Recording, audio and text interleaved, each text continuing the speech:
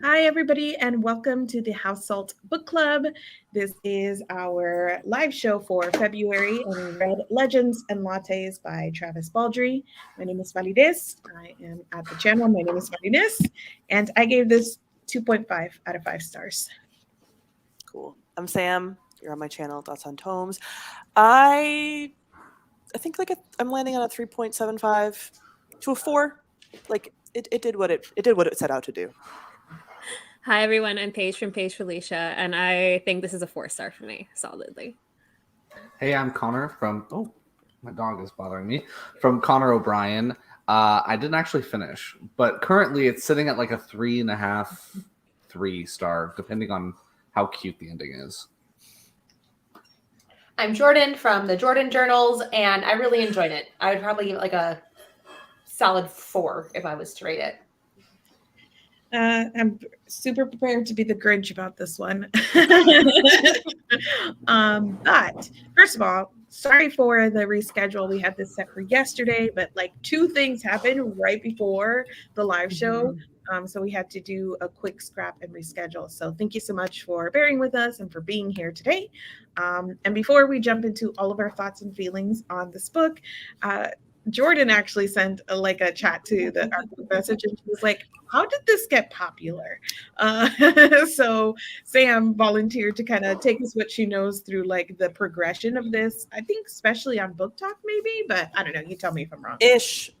So I mean, Book Talk helped, I think, but it wasn't the initial jump off. But Travis Baldree wrote this. He previously did like video games and stuff, and did this like cozy fantasy. And people that went to Worldcon probably aren't shocked about this. Sean and Maguire got a hold of it, posted on our Twitter, and called it a cozy fantasy, and with the people that are into Hugos and stuff. So they started talking about it, because Shauna Maguire, if everyone doesn't know, is like sort of a Hugo darling within that fantasy realm. So she talked about it, and then I think that was the initial jump, and then her talking about it got people on like Book Talk, BookTube, whatever, to notice it, and then it became like this cozy fantasy thing as well. Also, I think the rise of cozy gaming, cozy fantasy, cozy whatever, it just hit at the perfect time, and it helped propel that further as well. Yeah, because this was self-published first, and in then early 2022, and then got traditionally by the end of 2022. Yeah, so it was pretty quick. That explains the blurb on the cover of the book too. Yes. It's Sean Maguire. Yeah. But yeah, I felt like this book I had never heard of before. It was nowhere, and then all of a sudden everybody was talking about it, and like every platform had it, and I was like, where did this self-published book about an ogre come from? Yes. Yes. And then also Travis Baldree is a audiobook narrator. So he narrates his own audiobook. So I should have listened to the audiobook. I thought it was pretty good, actually. It was pretty good. Yeah. It was yes. One time I don't. When they do narrators, I'm always really hesitant because they do like the female voices, and they can do it like really in an effective way. But he did not do it in a way that bothered me. So nice. Yeah. That is Maddie's one compliment for the,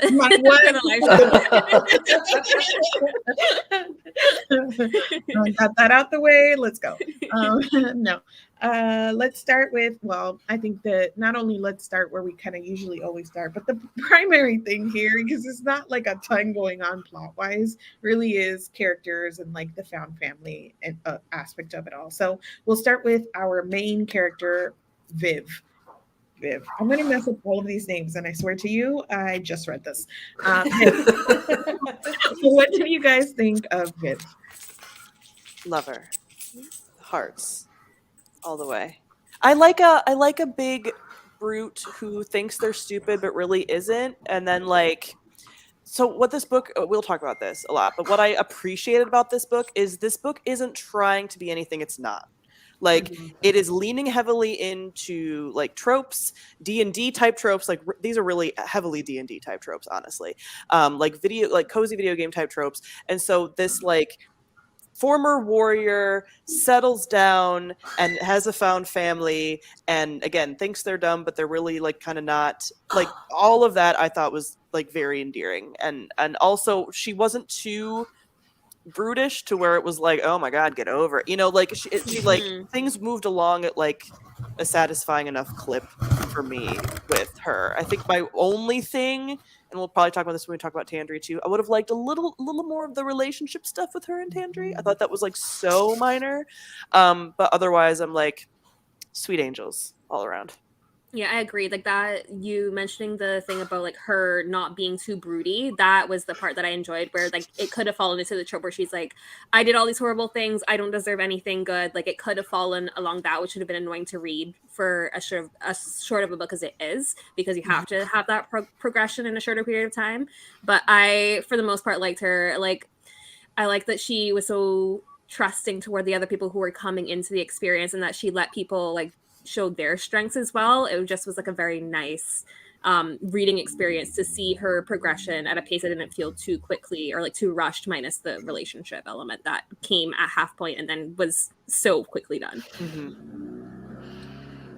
Yeah, I mean, I'm only like halfway through, so I haven't really seen like where she's supposed to be growing, because so far she's just kind of been maintaining the same kind of trust level and everything about her. She has not like, there's not like something that I'm like, oh wow, you need to get over that thing during the course of this story. So I guess, I mean, she's nice enough, but there doesn't seem to be like anything that she's like working to overcome. She's just kind of like trusting the process. I disagree. I think I think where she's, the thing that she, like, again, it's a cozy fantasy. There's low stakes. There's not going to be a huge arc for anybody. Like we're at the end of her like big arc, which was giving up the adventuring, right? But there's still that, like, we still have that little snippet of like, we're at the end of the bell curve where she's still like, can I fully give it up? Like, can I truly make something outside of just this coffee shop? Like, you know, her whole thing was like making a house on top of the coffee. You haven't gotten there yet. But she, like, her whole thing is at the end being like, I can build a home, you know, and that's the thing. But yeah, it's not like this is not an arc book. Like, it's not about character like progressions. And again, I don't think it necessarily set out to be. And I think it would be kind of annoying, like Paige was saying, if it was, because it's like, we're not in here for struggle. Plus, like, she wouldn't be building a coffee shop if she hadn't reached where she was at the beginning. Like, we're at like the post game. Right? I think it would have been interesting if she had he had her lean into that, like, not having a home situation a little bit more at the beginning to establish like that's kind of like what she's traversing. And I can see what you're saying, because at the beginning when Cal finishes, he's the one that like does all the woodworking stuff. When he finishes and he's like no longer needed to be around anymore, she like gets upset that he's no longer, you know, at least in that stage, going to be continuing his carpentry work. So I guess it is there. It's just really light. Yeah. I think that there was like a whole nice scene though of when she hung up her sword and like she was carrying it around with her everywhere, and then like there's like a scene where she puts it on the wall and it's like ornamentation and wrapping it in the garland to be like, I'm not going to use it. Like there was this is all like very like subtle and not anything like super crazy complex because of it's what a LaCroix the genre is. Character. Yeah. This was kind of my it's a LaCroix. Even in talking to like my Discord about this book, this is kind of why I was just like, I don't know, sort of uninterested in having a conversation about this book because like everything that I can say, like this was my problem. I felt like everyone was like, well, it's cozy fantasy. I know it's cozy fantasy. I love slice of life. I've enjoyed cozy fantasy in the past. I still think that this didn't do things like super well. And I think some of that static characterization, like as a whole, when you put it all together, created something that was a little bland, a little underdone, a little boring at points for me personally. And it's not because, well, that's what it set out to do. I think it did it poorly in parts. And I wish there had been something a little bit more dynamic in some of these characterizations. But there were so many things that were just like a little off. Like Viv was mostly good and a little maybe too flat. And there are other elements that were like a little off the mark. And the whole thing together was just kind of like, I describe this as having like a pleasant conversation, like small talk, and you walk away from it going like, oh, that was nice. And then you don't remember it because it's just small talk. Like that's the entire experience of this book. And that's how I felt about Viv as a character. Like, oh yeah, cool. And I can kind of see how that would would be like appealing to somebody who's never read this genre before. Yeah, like I barely read it, so I think that's why I enjoyed it, especially because like the books I've been reading recently have been like extremes of emotions of like either really hating or really, really intensely liking something. So this was like a nice, pleasant, like, oh, I just enjoyed this and it was perfectly satisfying. And sometimes that is just what your brain needs to like a taste refresher, basically, like a palate cleanser to move on to the next thing. Yes. Yes. like when you watch the Disney movie between your horror movies. There we go. We talked about her a little bit already in like relation to Viv, but how'd you guys feel about Tandry? I liked her too. Like I think Tandry was the one that I would have liked like slightly more. Like she was one, like I think we knew a lot about Viv, and someone said this in the chat, like felt like the characters were too centered around Viv as the main character. But like there was some interesting elements about Tandry that I felt like could have been possibly more fleshed out about like the school and like going to that like university and like all that kind of stuff, and this like dealing with people being prejudiced against her because of being a succubus or whatever.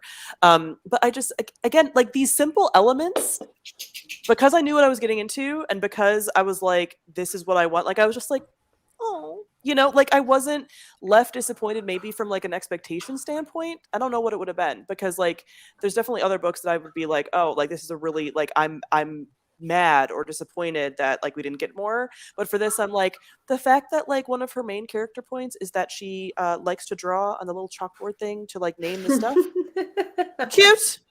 Cute. I'm fine with that. You know, like it was just like I didn't necessarily need more. Like I would have been okay with more. But like that was again also fine because of that like low stakes feeling to me. So yeah, like were there areas that she could have been fleshed out more? Sure. But it didn't leave me feeling upset that she wasn't. Yep. Solid agree. I feel like this is a hard one to talk about because everything is so like Mid. just pleasant, yeah. Mid, but I'm saying it honorific and you're saying it derogatory. Yes. Tandry was fine again. Perfectly whatever.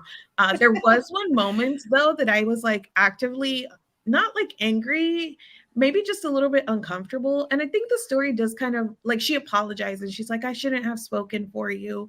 But I felt like even in the dynamic, I was like, this is weird. She went too ham, especially because they were like talking about like protecting the shop, like life and death. And she was like, no, don't fight. Like I'm putting my foot down. You don't fight anymore. I don't know. And it felt very, because the relationship had progressed not at all. And all of a sudden she was like speaking up for Viv in this way that it was like very possessive almost, or very like, I know you better than you know yourself kind of thing. I was like, bro, where did this come from? It felt very out of the story and a little out of character. And like I said, later she's just like, oh, sorry. And I was a little taken out of the moment by that. But otherwise, everything else was fine. Yeah, definitely the moment like at the beginning when it was like, Viv shouldn't fight anymore. And I'm like, why not? Like, I was like, Viv is big woman with big sword. Like, I did want to see Viv throw fists at some point. I was kind of sad she didn't. Let her do it. You know, like there was a little bit of that. Again, like I'm like, whatever. I think there was like a little bit of wiggle room there without it being, again, like heavy stakes and it being fine. But I was like, you know, let her, again, when we're leaning into D&D tropes, like let her do sort of like the lawful good, I will break skulls if I need to. I guess we don't know if she's lawful good. She's lawful good now. D&D term. But like, let her break skulls a little bit if she needs to, instead of just being like, nope, it's all good all the time. But again, towards the end, I was like, I was okay with that direction. This is the thing too, that like, oh God, it's not good. It's low stakes, but it kept referencing. I know exactly what. Yeah. Like these bigger stakes and referencing this other stuff, and then just kind of shrugging at it and being like, "Oh no, danger!" And then she's like, "Can't fight." and then like that's it. And then but why? So there are stakes. You're just not dealing with them. Like at the end when the magical's like something's gonna happen tonight, and they're like, oh, okay, let's have a sleepover. I was like, prepared and do it like nobody's gonna do anything. And then I mean, obviously it goes badly because they warned you there was going to be something that happened tonight, and then they just don't do anything about it. So the stakes are there. They're referenced. Her past is referenced. Tandry has a stone. Everything. Like, no, I will say that part was it felt silly when they were sleeping and they didn't move the stone or anything. She's like, well, he knows where it is and he'll just find it again. And I'm like, make it a little harder. Well, then they find out the stone really doesn't do anything anyway. Because from the get-go. Well, that's where I was like, I know this whole thing is going to be, it's not about the stone, it's about the friends we made along the way. Like I knew, so I just wasn't annoyed. Like I was like surprised by the descriptions of the like injuries that they got from the fire. I will say, like when he was like bloody footprints on this, I was like, okay, we're really going ham here, but they were sleeping upstairs when this really bad fire started, just vibing. Magical green fire. I honestly think that my main complaint was that this felt a little phoned in and a little uneven in a way that it was counting on you to go, it's cozy fantasy, and just like let it go. But I did. I mean, I agree. It worked. At the stakes, when the magical also was like, give me some baked goods and we're even. Like that part too, I was like, cute. I was like, okay, it's close. I was like, fine. I was like, I will move on. It's a vibe. Like I think. Go ahead. It reminded me very much of like animated Disney movies. Like there was magic, but there's no explanation to it. You just have to accept it.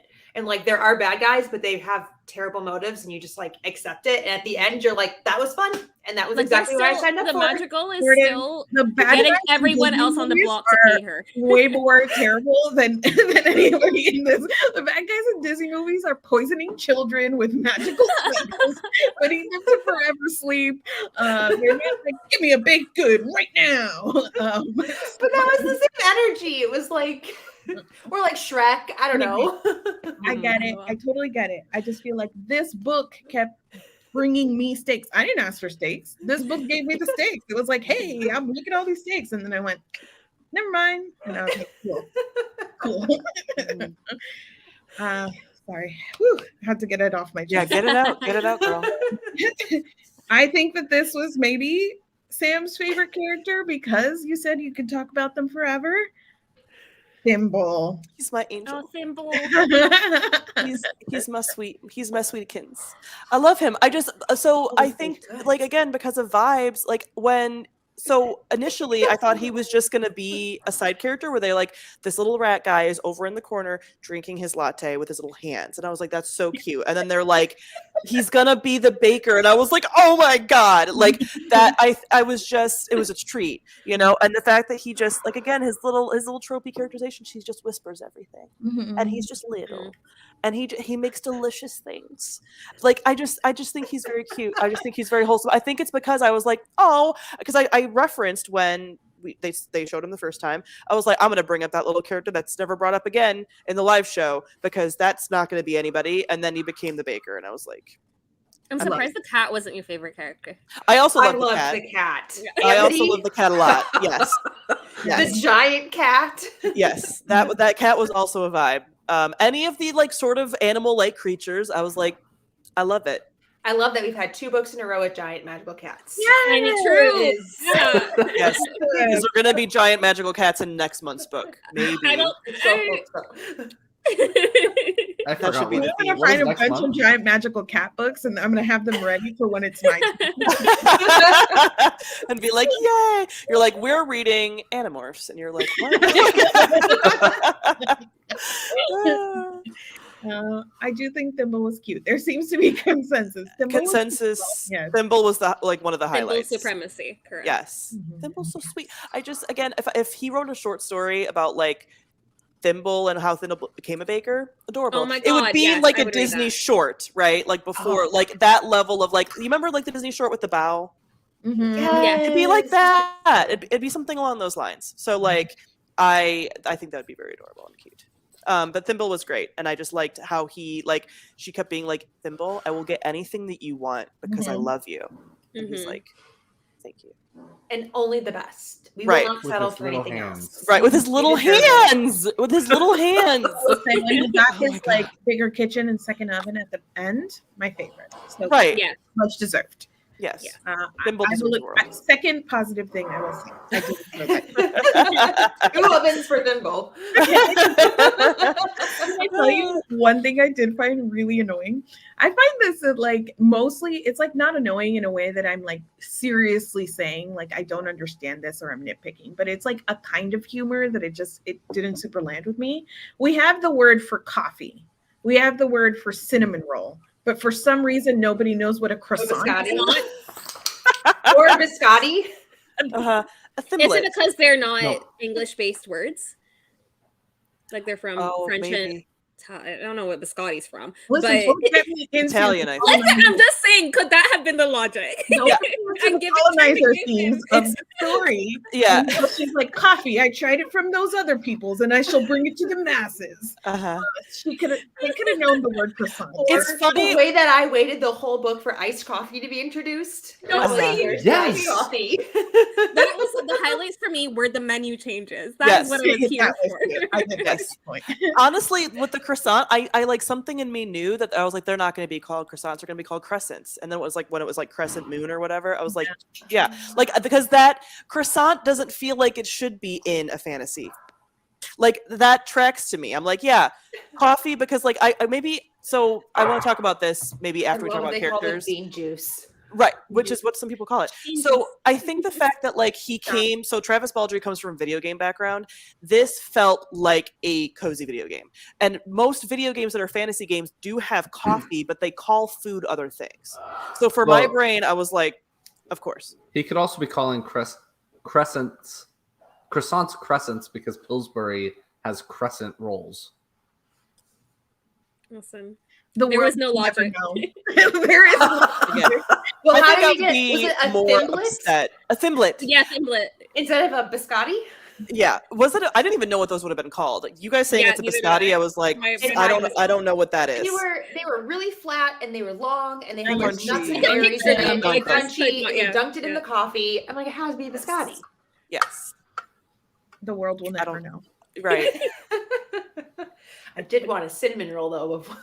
Oh, No, the way they Please. were describing that shit, Yes. I was ready. I wanted it. And apparently someone has made a recipe for what the thimblets are, which Ooh. is a biscotti, but they do some other things with them. So there is a thimblet recipe out there, Ooh. I have heard. But I was waiting when that one guy was like, I don't drink any hot drinks. I was like, where's the iced coffee option? Yes. We all knew it was coming. The to-go cups, Yeah. To like- go cups. like- That was cute too. you know, it's just like, when are we going to add all these elements of a cafe? As someone who loves the Sims 4 business expansion pack, that was what I was here for. What it is. Yes. I wanted the building and I Stage wanted for the the business. bard. Yeah. Yeah. That's the open mic night. Like, Mhm. yes. Yes. Are there any other characters? I mean, there are characters. But are there any other characters that you would like to mention? Shout outs for some of your faves. I liked Lainey. In her broom. Yeah, the woman across the street that just comes by and For a while, I thought she was going to be the madrigal. Oh, I that was would have been like- sick. I That was would have like, been is sick. that the villain? Right? Like, Ugh. for a second, but Yeah. still another old lady, so I'll take it. Look better. That would have brought it that up. would have been funny. That would have been really funny, I think. Like the bumbling, like that was, again, very tropey. The like person that you don't, the NPC that you don't think is going to be a problem. Like, Becomes a problem. yeah. Mhm. I'm trying to think if there's anyone else that I I like all of Lack's them. character like development. Like at the end when he does what he does, I won't spoil for Connor because he still has to finish the book. You can But- spoil it. I'll finish it. He basically like fucks up the evil guy that burnt down the cafe. Yeah. But But so, okay, good for so you. does Amity, Exactly, and goes Amity. for it. the best Amity kitty cat does in the, the like, whole wide final- world. Yeah. Pow. Yeah, I kind of liked, and even the situation with the madrigal of being like an old woman Mhm. who like is just like, yeah, bring me some snacks, and like would sometimes come around. Like, I don't know, I like And like like tried the to idea. warn Viv. Right. Like I And like she was you, like, so I I'm don't gonna like help you. assholes, you know, Mhm. like that's cute. yeah, Pendry being an oblivious himbo who has all these women fawning over him when he comes to open mic night, like that I found kind of funny. But yeah, I mean, there's definitely some of the elements of like I would have liked to know more about like this sort of the university whatever. But again, them bringing in like as soon as the college student came in and didn't buy anything, that's a cafe trope, right? Like that people just sit in cafes all day and like work on their shit and don't buy anything. But yeah, I think of all of them, like obviously Thimble highlight, Thimble Amity highlight. I did like the gnome guy that was playing chess, and there was like a time. I was travel confused reference. by him. Yeah, I was confused by that element being added into the. Yeah, he's definitely like a. It reminds me sort of. Connor might know more about this with like the Cosmere stuff for that character Hoyd that world jumps. Mm-hmm. It reminded me of like that, which is another fantasy thing that like sometimes comes into play. Of like, okay, he's someone that has like he's a time travel jumper, and so he's playing chess like with himself. So you're seeing a different version of him in like a timeline. So like, yeah, he's playing every day, but it might not be him from yesterday that's playing. You know what I mean? Like that's happening. I found that kind of fun. Although I thought that like when he did the whole like congratulations, I thought it was going to be like Tandry and Viv like getting married or something at the end. More so than just like, I guess he was congratulating them on being together, or that'll be referenced if they decide to do more books. I don't know. Was the timeline situation with this chess player to have anything to do with the like ley line situation? Like he was able to travel because of the ley lines? Maybe. I mean, was there anything to do with these ley lines? That they didn't. I think the only ley line thing was that like the stone was attracted to a ley line, and that like made it more powerful or whatever. And like caused the gathering of the people. Yeah. Didn't it cause the gathering of the people? Yeah. Yeah. Like calls to like or whatever. Yeah. They explained at the end. I was like, the stone doesn't do what it's supposed to do. I know that. That's all I need to know. Right. Like you definitely know from the get-go that it's setting it up to be like the stone is not what made the cafe, it's the people, right? Like that was always going to be the thing of like the cafes. I knew from the beginning the cafe is probably going to burn down or get destroyed, and she's going to be like, oh no, the stone, and it's going to be like, no, it was about the community. Like, yes. It was like Heart's Desire or something. That could be anything. Yes.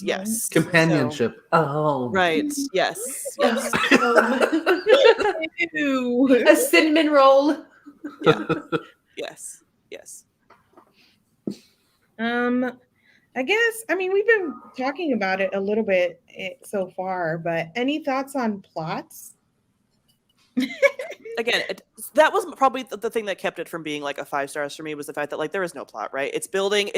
You are basically essentially reading a life building sim, where you're creating a shop, and then you're creating a shop again after it burns down, and like that's that. But yeah, like this was not obviously a plot-based novel, like at all. I mean, a third of the way into the book, she had already completed the shop and it was over. Yes. So like, yes, we moved very quickly. Yes. Yeah. And then that's what ultimately, again, should have worked for me but didn't, is that I love a slice of life, but I think that this like didn't focus on the right details. Like, like the flip at which we were going, like I wanted to see the shop being built, and there were some details that were like, really, we spent too much time there, and then others and like, oh yeah, lumber, it's built, oh yay. And I was like, oh, like it was so uneven in a way that I'm like, I don't. And then even in the book it would be like 6 weeks passed, and then like, and I didn't get to experience, like, I don't know, it was so patchy in how it was told, and the details it was focusing on,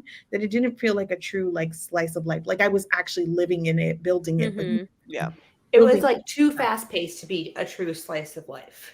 Yeah, there were parts that were fine, and then there were parts that were not. Like as far as that pacing issue, and at the end when they're rebuilding again, I was like, I don't want to hear about how you're rebuilding it. Like I'm okay. Like just tell me it's rebuilt. Yeah. Like like we did this already. Like that was where I was getting a little bit like meh. Like I don't necessarily feel like I loved the ending.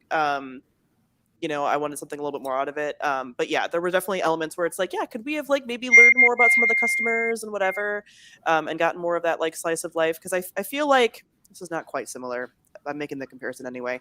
The T-Monk and the Robot by Becky Chambers. I know, Mara, you're not a Becky Chambers fan, but there's a T-Monk. Okay, so so there's the T-Monk element of like, it's a tea cafe, right? So that's great. Cozy fantasy. Yes. Like I wanted more about like that of like we're having conversations and we're like whatever. So yeah, that's what kept it from being like quite like a And fight. even so, like a huge thing here is supposed to be like almost a found family aspect, especially with like the like calls to like. But I felt like because it was under characterized, even if we're accepting that it's a flat arc sort of thing, everybody was just about what they brought to the cafe. And there wasn't enough of like what they were what they bring to each other, you know, like that sense of like community and whatnot. It was like, we found our baker, we found our bard, we found this person, but kind of like, and like what else? And I didn't get that. I think some of my favorite parts so far that I've read is like when someone does something like above and beyond. So like when Cal makes the sign without asking and she gets like choked up, and then like when Tandry spends all night coming up with like the design at the very beginning. And so it would have been nice, well, I haven't finished yet, but if those characters had started doing things individually for each other to help out, so that it wasn't just everyone. And I think someone said something about how all these characters were mainly talked about how they relate to Viv, and they could have created like more of a web instead of just a singular.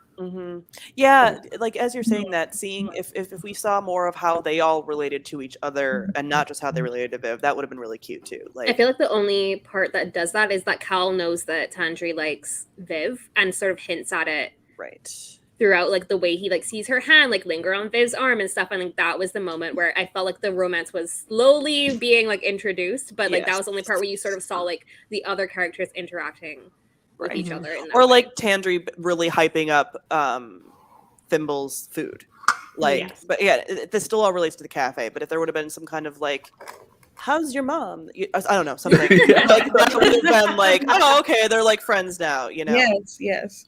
If my earlier perfectly whatever is somebody nominated that as like a tagline for this book, I would put perfectly whatever and then Anna's found coworkers. Found coworkers. Because exactly. You mentioned a little bit about the end.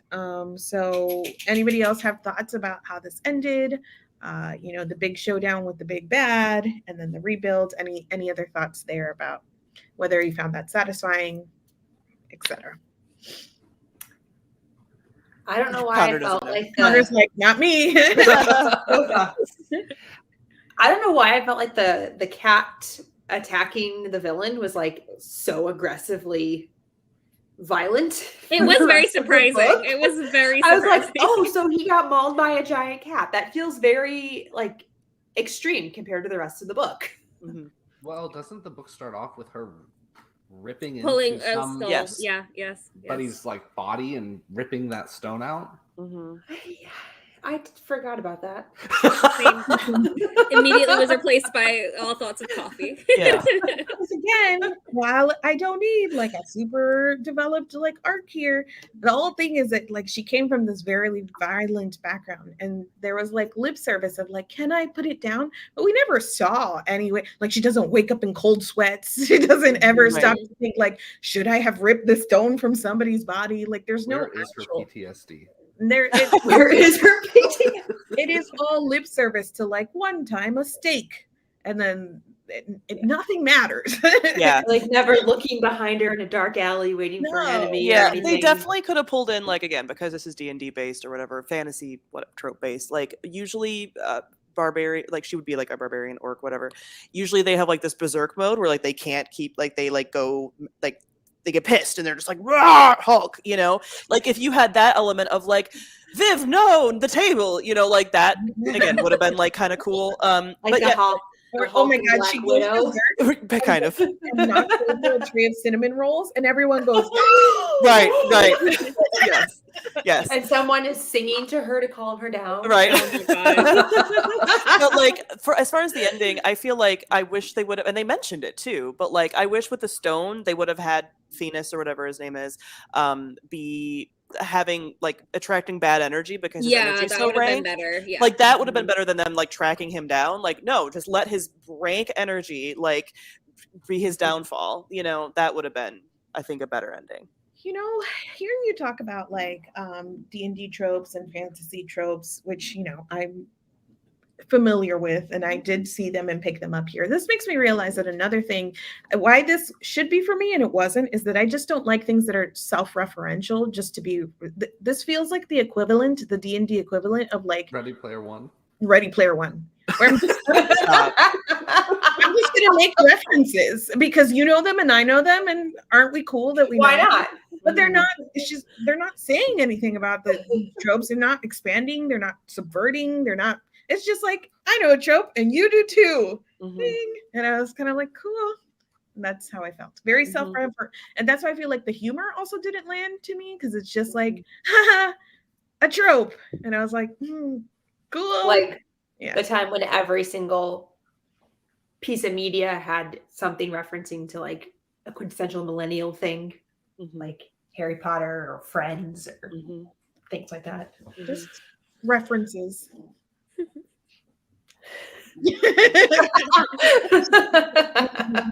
I got nothing else. No other thoughts, no questions, no comments.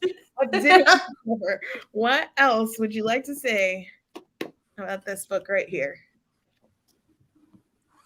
Just vibes. If anyone has any recommendations for cozy what fantasy. Would be like the number one thing that you'd have to change to make it better for yourself, Mari? It's too many things. It's too many things. It's too not good. Too not good. Did this go through like an editing? Like it was self-published and now it's published traditionally. Probably not a substantive edit because it was published so quickly. Right, and what are you going to do, really? You can't really it wouldn't much. Be substantive, yeah. Yeah, I also kind of wonder, I mean, I don't know this. Did he just be like, when he was self-publishing it, like, I'm just going to write like a little fun, like almost like a fanfic for D&D of like coffee shop fanfic, AU. Like what were his... I know this doesn't change how we experience it, but what were his standards? Like, what was he trying to do? Like, you know, because did he achieve of just like, I just churned this out, you know, like, or was it and like, it's no, I put thought into it, right?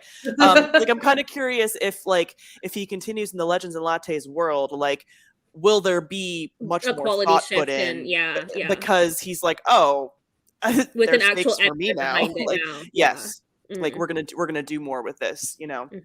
I'm curious. Remove all the building scenes and create more dynamic. I needed the building scenes personally. That shit was fire. I'm one of those Sims architects. I love that shit. I was like, what are you doing? Let me know. I actually think there were so many building scenes though, Mari. They had to decorate the place. It was good. I think that the building scenes could have been more. They could have. And then the characters come in and they've like all started to work together to create this thing, and then it burns down. And then the community comes back together to like rebuild it. Yeah.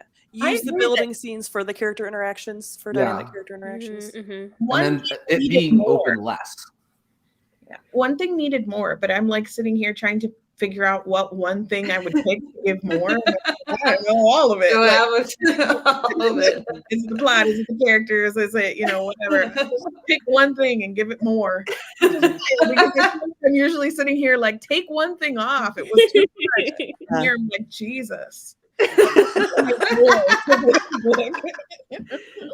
So nothing was too much. It was just all not enough. Yes, I even like the references. It wasn't that they were too many references. It was just like not enough. They like other stuff. Where's the flavor? Where's the flavor? The unseasoned chicken of cozy fantasy.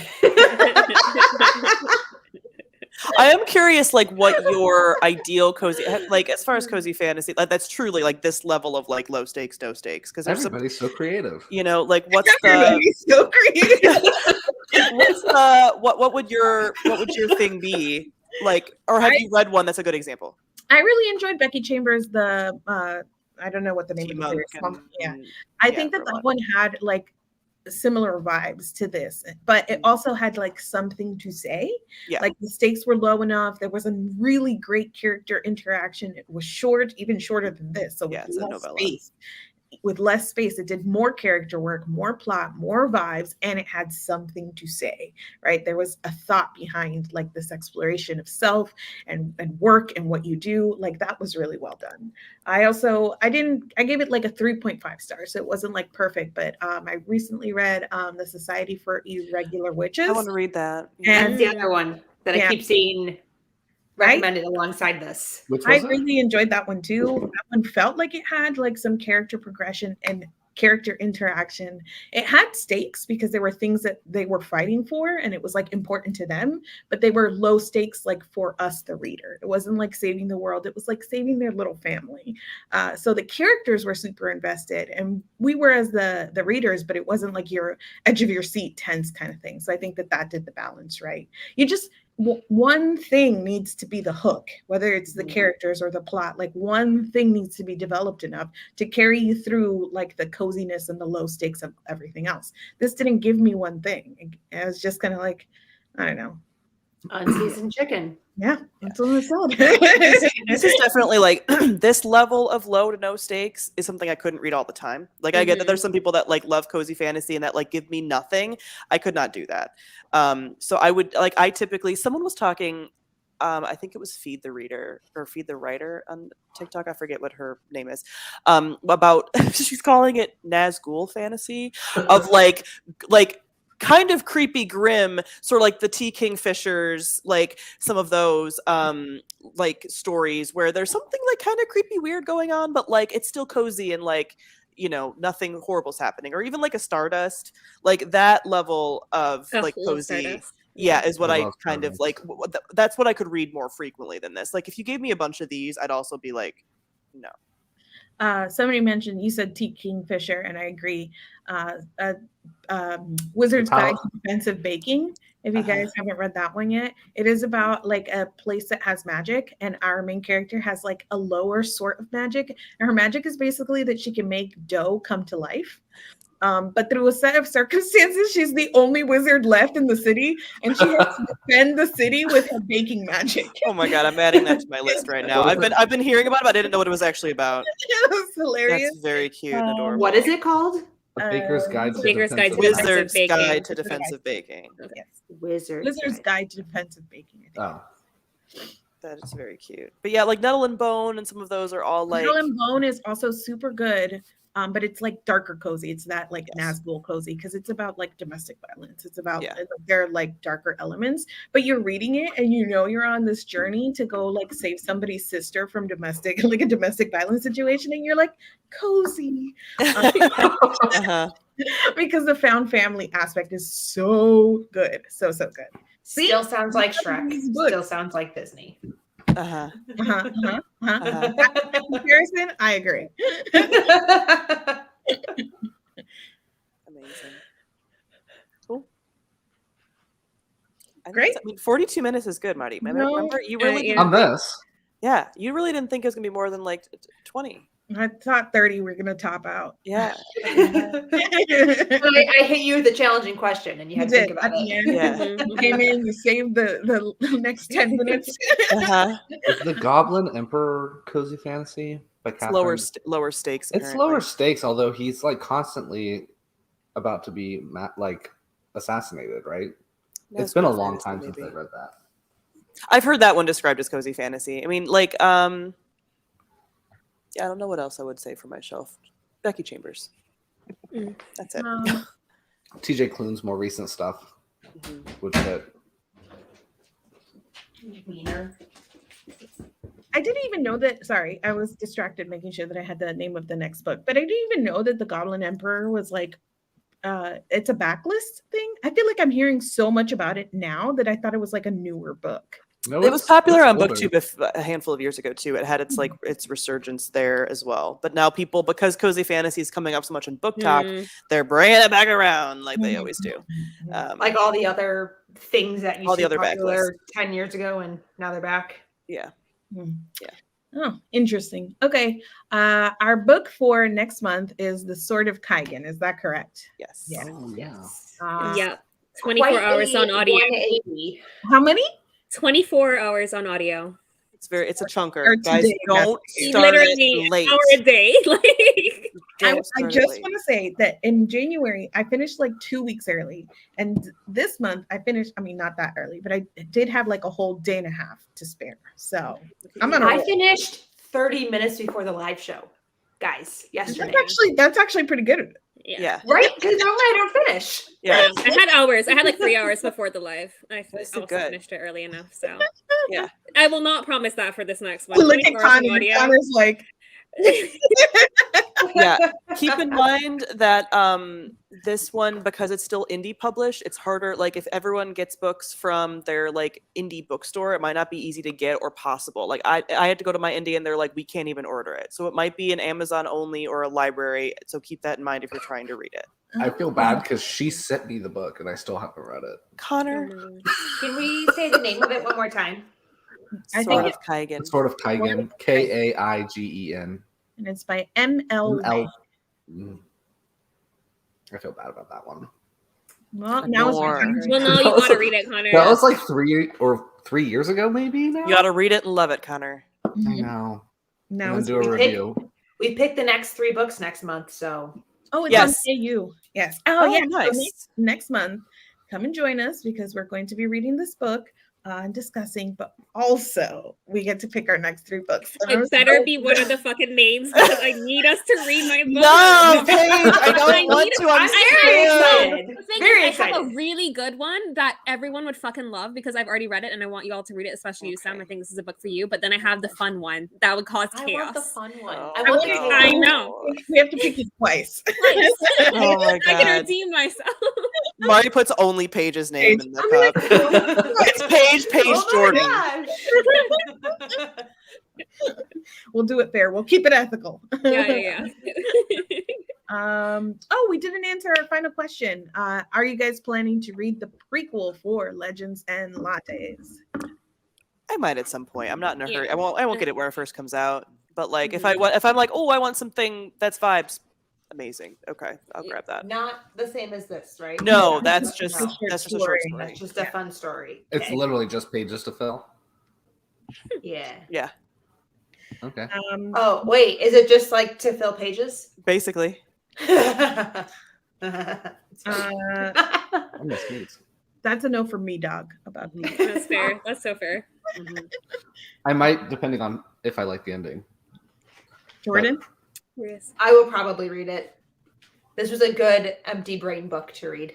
Mm-hmm. I like those. There you have it. I read a lot of empty brain books. Uh-huh. I do find it very funny that Mari is like so powerful in the way that she gives off energy that like we actually all generally enjoyed this book, but it feels like we didn't because Mari you didn't like guys it. asked about Like, it. yeah, but like to me, that like the energy in the room is like, all right, we're at the of this book that I guess was I bad. honestly, I don't think that is on me. I think it's because there's not a lot to talk about. Yeah, no, that's See, fair. that's the think thing. this The is- this vibes is were the perfect- fantastic, but not to talk about. They were just Yeah. fantastic vibes. No, yes, Yeah. to experience as like a Yeah. singular experience. But I yes. think that this is To like counter, I have my points of what I didn't like. But to like, what did you like? Everyone's just like vibes. That's not fault. I think it's one of those things too, is that when you're talking about a 3-ish star book, it is so much easier to talk about the negative things than the positive things Sure. because it's easier to critique something than it is to like praise it properly. Right, especially when it's a vibe, like subjective vibe experience. The real like spread of ratings here is just middling because the highest was like 4 base or maybe a little higher than that, and mine was 2.5. So it's not even like a 1-star book, and you guys gave it 5. We're just like in that middle place where it's kind of like cool. See you next time. Fingers crossed that this will be my least favorite book of the year. That's Yeah, That would wouldn't be that great. be an achievement? Yeah. If I that's love that for me. Yes. I'm for it. Yes. amazing. All right. Yeah, we will tentatively be having a live show for the Sword of Kaigen at the very last Sunday in March. March. We're Yes. trying to stick to last Sunday of the month for a live And show. generally around this time, so 7 p.m. Eastern time. But if anything changes, we will let you know. Hopefully, we will stay on schedule next month, and that's where we'll be. And watch it. Okay, my prediction is I will love it, and everyone else will hate it. I hope not. I want to like this book. I think I'll like The it. next book, Yeah, the Sword of I Kaigen. think I will say it was too smart for me. I'm gonna Jordan. Every time, so Jordan's like, I like empty-headed books, and then I just think of The Glass Hotel, where Jordan was like, I'm too dumb for this book, and I'm like, Jordan, stop We're putting like, yourself Jordan, down. the negative self-talk coming from Jordan, always. End. All right. See you guys next month. Thank you so much for joining us. Bye.